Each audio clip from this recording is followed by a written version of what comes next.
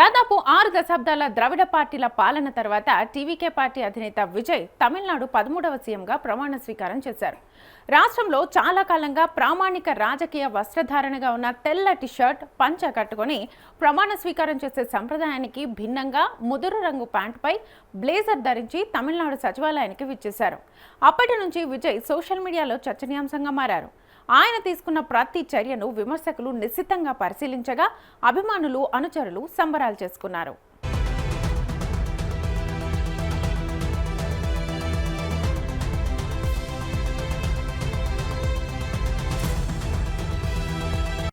విద్యుత్, మాదక ద్రవ్యాలు, మహిళల భద్రతపై బాధ్యతలు స్వీకరించిన కొన్ని గంటల్లోనే విజయ్ తన మొదటి 3 ప్రభుత్వ ఉత్తర్వులపై సంతకం చేశారు.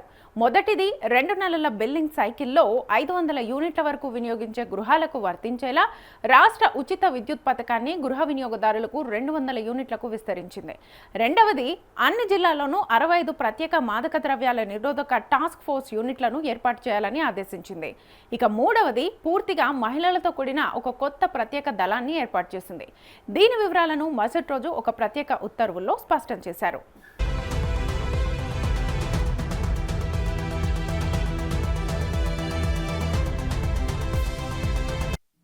మొదటి రోజు ప్రకటించిన మహిళా భద్రతా విభాగాన్ని అధికారికంగా సింగపెన్ సిరప్పు అతిరడి పడైగా ఏర్పాటు చేశారు. తమిళంలో సింగపెన్ అంటే ఆడసింహం అని అర్థం. ఈ దళం ప్రత్యేకంగా మహిళలపై జరిగే నేరాలపై మాత్రమే పనిచేయాలి. రాష్ట్రంలోని ప్రతి జిల్లాల్లో దీనిని ఏర్పాటు చేయాలి. దీనిని కార్యాచరణలోకి తీసుకురావడానికి అధికారిక ప్రక్రియలను ప్రారంభించాలని పోలీస్ డైరెక్టర్ జనరల్ను ఆదేశించారు. మహిళల భద్రత టీవీకే ప్రచారంలో ఒక ప్రధాన అంశంగా ఉంది. గత డీఎంకే ప్రభుత్వం శాంతి భద్రతల వైఫల్యాలకు ప్రతీకగా విజయ్ డిసెంబర్ 2024 నాటి అన్నా యూనివర్సిటీ లైంగిక దాడి కేసును ఉదహరించారు.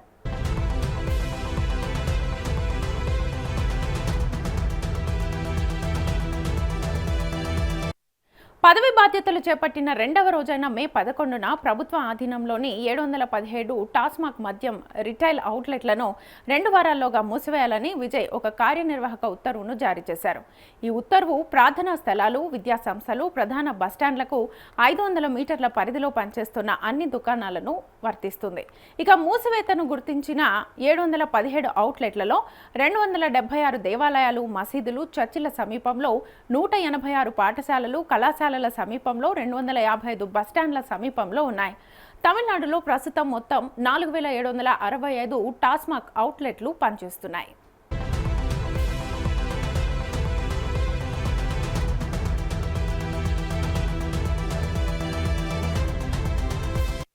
మే 11న విజయ్ చెన్నైలోని అల్వార్పేట నివాసంలో డీఎంకే అధ్యక్షుడు ఎంకే స్టాలిన్ను మర్యాదపూర్వకంగా కలిశారు. స్టాలిన్, అతడి కుమారుడు ఉదయనిధి విజయ్కు ఆత్మీయంగా స్వాగతం పలికారు. ఇద్దరు నాయకులు పట్టుశాలువాలు మార్చుకున్నారు. ఇరు పార్టీల మధ్య తీవ్రమైన ఎన్నికల పోరు తర్వాత ఈ పర్యటన జరిగింది. డీఎంకేలో ఉదయనిధి స్టాలిన్ తదనంతరం శాసనసభ పక్ష నాయకుడిగా ఎన్నికై అసెంబ్లీలో ప్రధాన ప్రతిపక్ష ముఖంగా అధికారికంగా నిలిచారు.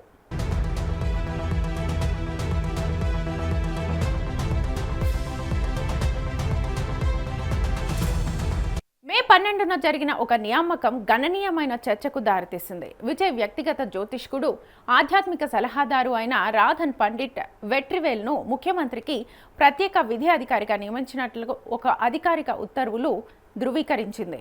తనను తాను రాజకీయ సెలబ్రిటీ జ్యోతిష్కుడిగా అభివర్ణించుకునే రాధన్ పండిట్కు వేద జ్యోతిషం, సంఖ్యాశాస్త్రంలో 4 దశాబ్దాలకు పైగా అనుభవం ఉంది.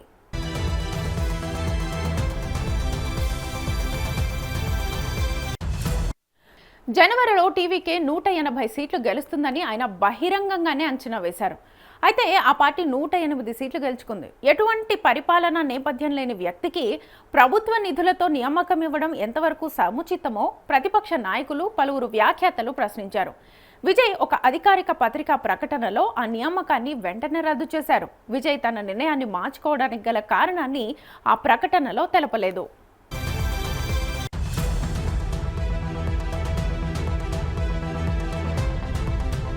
144 మంది ఎమ్మెల్యేల మద్దతుతో విశ్వాస తీర్మానం నెగ్గింది. మే 13న తమిళనాడు అసెంబ్లీలో జరిగిన విశ్వాస తీర్మానంలో విజయ్ 144 మంది ఎమ్మెల్యేల మద్దతుతో గెలుపొందారు.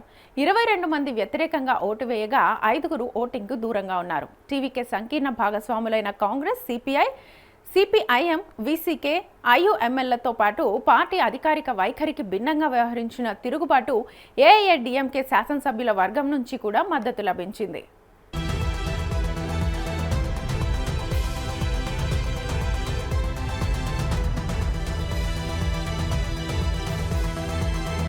బలపరీక్ష జరిగినప్పటి నుంచి ఏఐఏడీఎంకేలో పార్టీలో రెండు వర్గాల మధ్య పోరు కొనసాగుతోంది. విజయ్కు మద్దతు ఇవ్వడానికి నిరాకరించిన ఎడప్పాడి పళనిస్వామికి ఒక వర్గం మద్దతిస్తుంటే, బలపరీక్షలో విజయ్కి మద్దతు తెలిపిన ఎస్పీ వేలుమణి, సివి షణ్ముగం, విజయ్ భాస్కర్లతో కూడిన 20 మందికి పైగా ఎమ్మెల్యేలున్న మరో వర్గం ఉంది.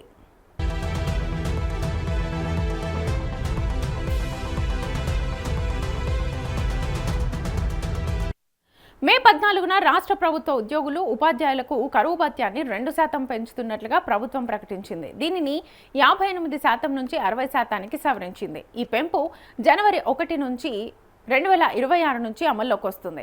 ఈ సవరణ వల్ల సుమారు 16 లక్షల మంది ఉద్యోగులు, ఉపాధ్యాయులు, పెన్షనర్లు, కుటుంబ పెన్షనర్లు లబ్ధి పొందుతారు. ఈ పెంపు కారణంగా అదనపు వార్షిక వ్యయం 1230 కోట్లుగా అంచనా వేస్తున్నారు. రాష్ట్ర ఆర్థిక పరిస్థితిపై శ్వేతపత్రాన్ని వాగ్దానం చేస్తూ గత ప్రభుత్వం నుంచి వారసత్వంగా వచ్చిన 10 లక్షల కోట్లకు పైగా రుణభారాన్ని అంగీకరించిన ప్రభుత్వానికి ఇది ఒక గణనీయమైన వ్యయం.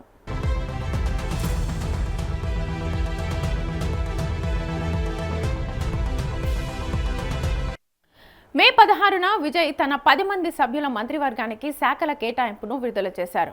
ఆయన హోం, ప్రజా పరిపాలన శాఖలను కొనసాగించారు. 10 సార్లు ఎమ్మెల్యేగా గెలిచిన సీనియర్ కేఏ సెంగొట్టయ్యను ఆర్థిక మంత్రిగా నియమించారు. టీవీకే ప్రధాన కార్యదర్శి బస్సి ఆనంద్కు గ్రామీణాభివృద్ధి, పేదరిక నిర్మూలన శాఖను అప్పగించారు.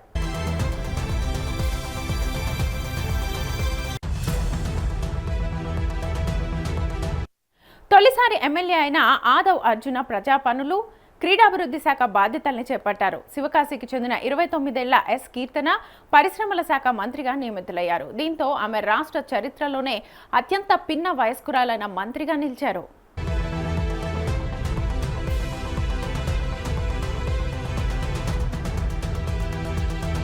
సిటిఆర్ నిర్మల్ కుమార్ కు విద్యుత్ శాఖతో పాటు అవినీతి నిరోధక శాఖను కూడా అప్పగించారు. అనుభవజ్ఞులైన శాసనసభ్యులు, తొలిసారి ఎమ్మెల్యేలుగా ఎన్నికైన వారు, విజయ్ సన్నిహిత సంస్థాగత సహచరుల మిశ్రమంతో మంత్రివర్గం ఏర్పడింది. తొలి విడత నియామకాల్లో కూటమి భాగస్వాముల నుంచి ఎటువంటి ప్రతినిధులు లేరు.